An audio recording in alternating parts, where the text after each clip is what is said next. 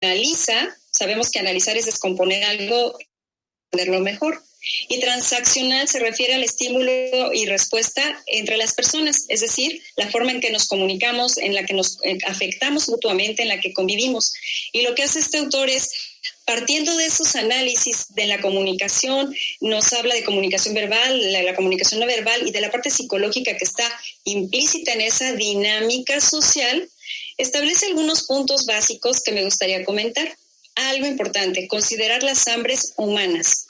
Verne decía que así como es importante el hambre por comida, ¿no? Porque necesitamos nutrientes, porque necesitamos alimentarnos físicamente y que y de quedarnos sin comer podríamos no sobrevivir después de varios días, en las hambres psicológicas pasa algo similar. Tenemos grandes necesidades psicológicas que hay que atender. De lo contrario, buscamos cómo hacerlo y no siempre es de las mejores formas. Una de estas hambres es el hambre de estímulos. Nosotros le vamos a llamar caricias. Cuando somos muy pequeñitos, cuando nacemos, por aquí les voy a pasar esta. Si pueden ustedes ver esta imagen, cuando somos muy pequeñitos, acabamos de nacer, bueno, pues las caricias, de ahí el nombre, ¿no? Son de tipo físico. Eso es necesario para todo ser humano que necesita terminar de desarrollarse. Como ustedes saben, los seres humanos necesitamos de tutores, de cuidadores, de nuestros padres para poder sobrevivir. Pero las caricias físicas se van convirtiendo a lo largo del tiempo en caricias más sublimadas, más de tipo social.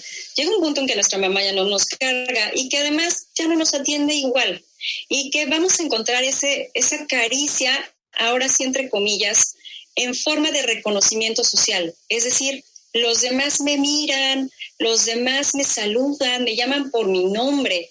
Eso es el reconocimiento social. En análisis transaccional le llamamos caricia, pero se refiere a toda esta gama de oportunidades que tenemos para dar y recibir reconocimiento social, que es la base de cualquier relación interpersonal.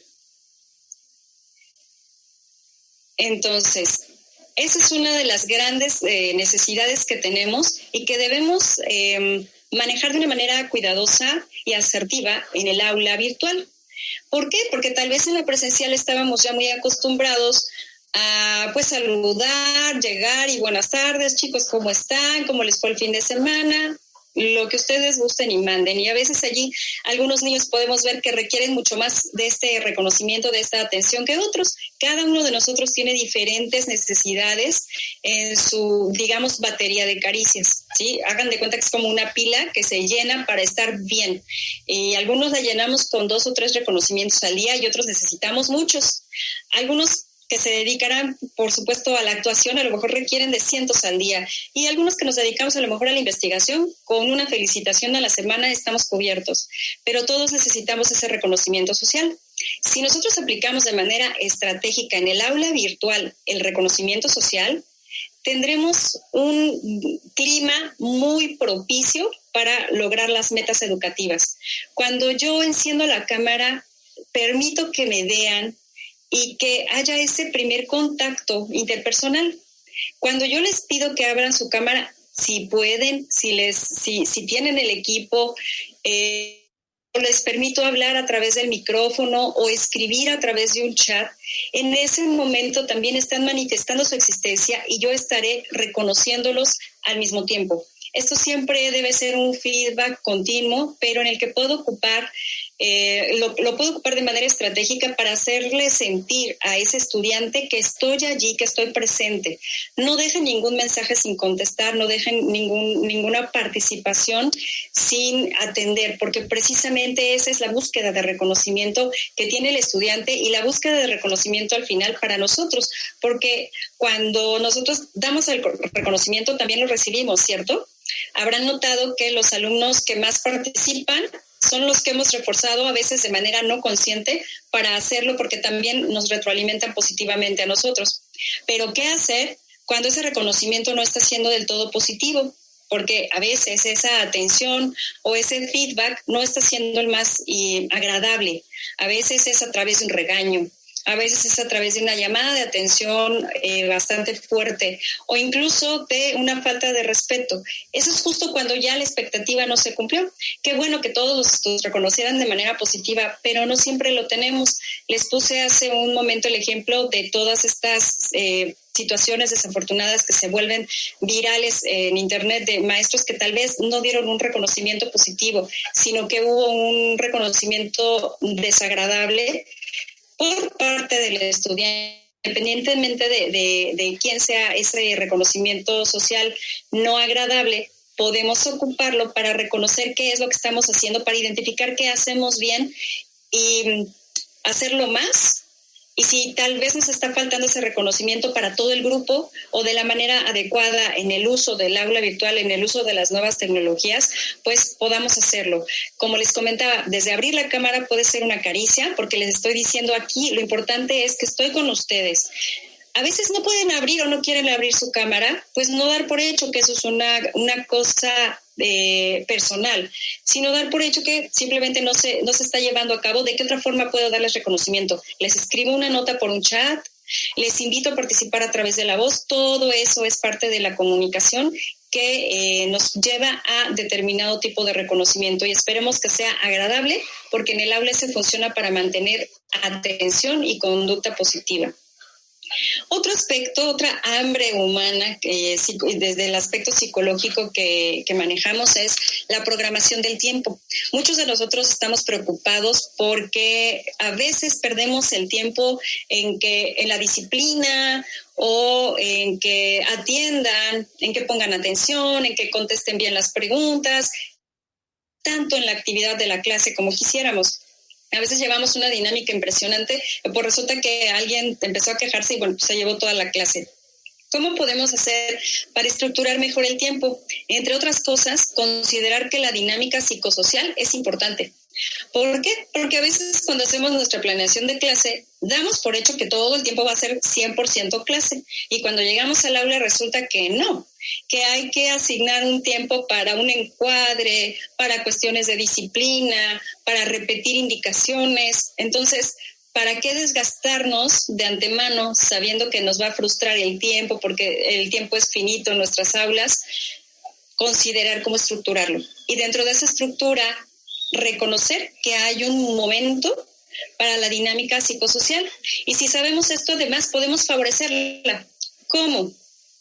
Haciendo una dinámica de presentación, haciendo una dinámica de conocimiento y de discusión entre pares, haciendo una dinámica de vinculación con los estudiantes de alguna forma. Es decir, ustedes son los expertos en las estrategias didácticas. Excelente. Pero consideren que una parte de esos tiempos van a requerir esta atención en la dinámica social, porque me decía el otro día un estudiante en línea, es que ¿cómo voy a participar en un foro si no los conozco? Y para mí conocerlos es importante. Al principio me sacó un poquito de balance su pregunta porque nunca me la habían hecho, pero tiene razón. Y fue un estudiante de posgrado. Imagínense un niño o un adolescente, ¿no? ¿Qué es lo que pasa con esto? Pues que si requerimos, tenemos esta necesidad de conocer al otro para poderle platicar y decir algo sobre mí en una dinámica, pues con mayor razón debo de planear estos momentos en donde los estudiantes pueden conocerse. Ahora, si además planeo una dinámica en donde yo sé que se va a dar esta interacción social y puede haber un intercambio de reconocimiento social agradable a una meta educativa, entonces voy a tener una estrategia que va a llegar al 100% al estudiante, porque además lo va a poder vivir emocionalmente de manera tan grata que va a quedar inserto el aprendizaje, no nada más como una bonita experiencia social, sino como una experiencia de aprendizaje significativo, que es lo que queremos. A veces solo nos acordamos de cuánto nos divertimos en el trabajo en equipo, pero ¿qué hicimos del trabajo en equipo? Pues quién sabe, ¿no? La idea es, tal vez trabajamos en el ciclo del agua, pero además estuvo padre porque me divertí. Eso sería un ejemplo, digo, en este momento muy grueso, de cómo podemos ir teniendo estos momentos, que vamos construyendo estos momentos de aprendizaje significativo en el aula, tomando en cuenta la dinámica social positiva y estructurada. porque algo que no podemos tolerar los seres humanos es el aburrimiento o la falta de estructura. Fíjense que a veces batallamos con eso porque los maestros podemos ser más o menos estructurados. Hay maestros que somos súper estructurados, cuadrados, y las cosas tienen que ser A, B, C, D. Y hay algunos que somos bastante más dispersos en esa cuestión estructural, pero hay... Lo importante es reconocer cómo es mi necesidad de estructura y cómo es la de mis estudiantes. Hay estudiantes que se sienten muy bien y muy seguros y muy, ¿cómo les diré? Muy competentes, muy acertados. Cuando les ponemos cosas muy estructuradas, hay estudiantes que no se pueden apegar a eso. Si conocemos esos estilos, también podemos tener una estructura más flexible, pero tenerla, porque al final de cuentas estamos modelando una situación que va a ayudar a que la persona se sienta tranquila. Cuando tenemos estructura, eso nos da tranquilidad, nos da seguridad, pero hay que identificar qué tanto estamos estructurando, o si somos demasiado sobreestructurados o si estamos demasiado laxos. Y una vez que nos conocemos a nosotros mismos, también podemos conocer los hábitos en ese sentido de nuestros estudiantes y llevarlos por un camino más acertado.